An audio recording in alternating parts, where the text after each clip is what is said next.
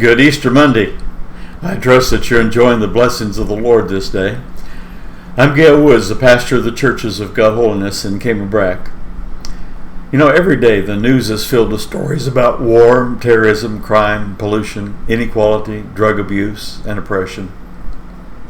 Magazine covers warn us of coming anarchies, plagues, epidemics, collapses, and so many crises, whether it be in farm or health, retirement, welfare, energy deficit.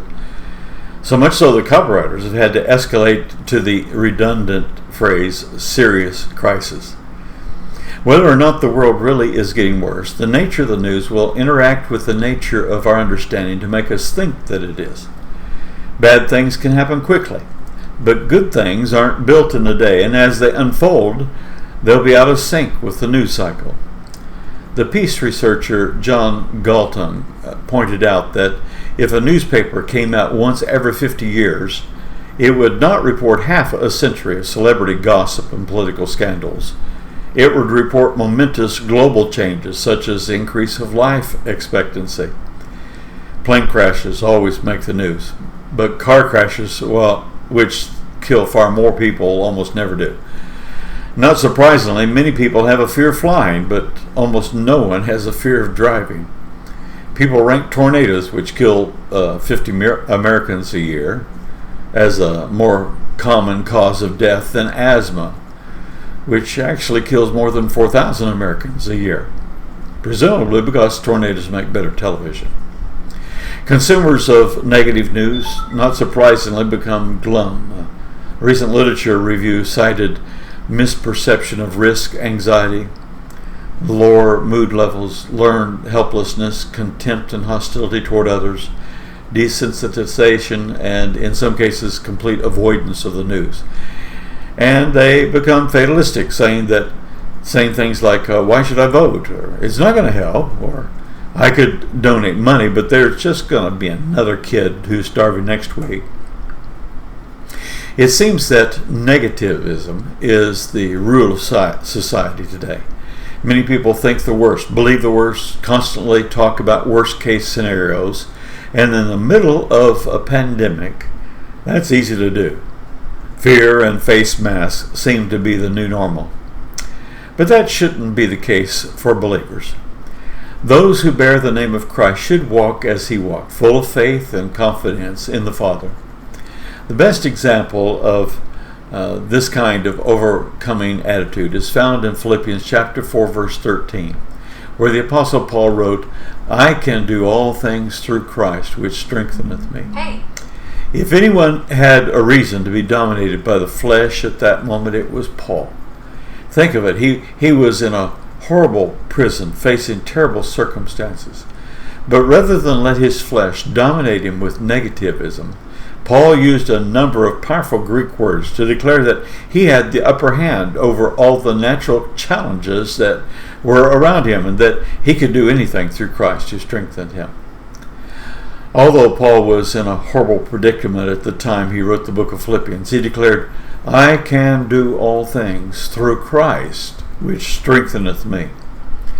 Now this verse is loaded with insights about having an overcoming attitude. In the classical Greek and the Old Testament Greek and the New Testament Greek, the word translated I can do is istio, and it denotes the strength and power of God's. But when this word is used in relation to individuals, it caused them to be superior to others, to be champions and victors. It gave the upper hand in every situation so that they prevailed in every circumstance. Furthermore, Paul adds, I can do all things, and the phrase all things is from the Greek word panta, the word pan and ta attached. The word pan is an all-encompassing word that includes everything and excludes nothing.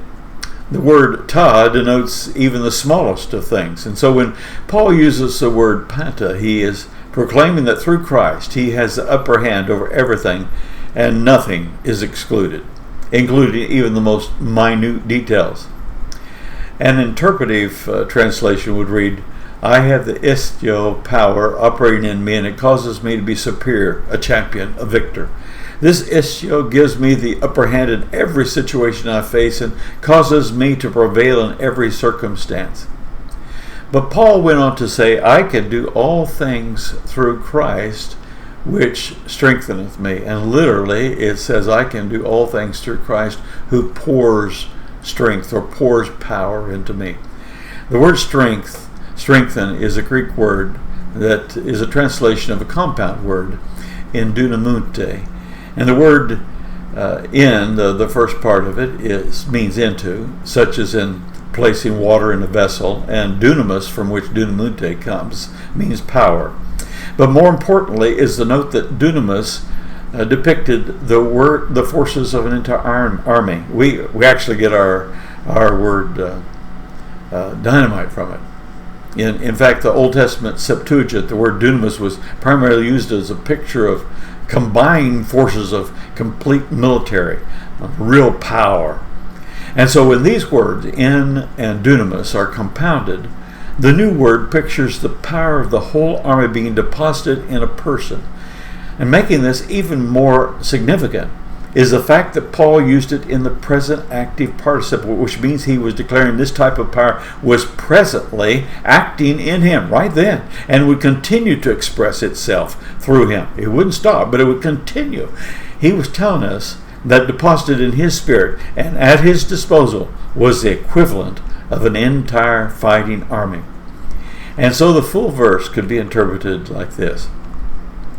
I have the I can do power operating in me, and it causes me to be superior, a champion, a victor. This I can do gives me the upper hand in every situation I face and causes me to prevail in every circumstance. And it's all through Christ, who has filled me and continuously infuses me with the strength of a whole army. Now, if Paul could write this in the horrific situation that he was in a time of great conflict and difficulty and persecution, there is absolutely nothing you can face that you can overcome too. God's I can do power is available to you as well, and it's to cause you to be superior, to be a champion, a victor, and to have the upper hand in every circumstance that you face. When he filled you with the Holy Spirit, he infused you with the ability of a whole army, and he continues to infuse you with that strength at this very moment. Your flesh may try to tell you that there's no chance you'll make it through what you're facing. That flesh will try to tell you that you might as well give up and throw in the towel because there's no hope for you. But that's your moment to take charge of your flesh. Command it to get in subjection and release the power of God that has been mightily deposited inside of you.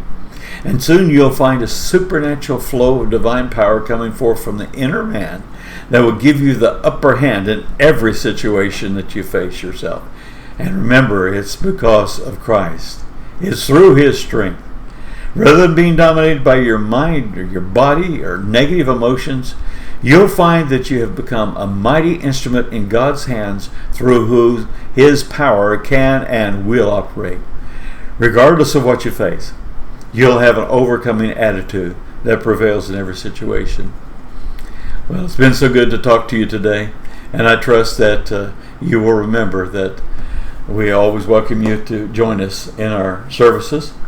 Our Facebook Live services are Sunday at 11 o'clock in the morning, Sunday night at 6:30, and Wednesday night at 7:15, and that is Eastern Standard Time, by the way. And you'll see on the screen that to get to those services, you go to facebook.com/COGH Cayman Brack, or you can go to our website at churchofgodholiness.ky/worship-service to enjoy those times.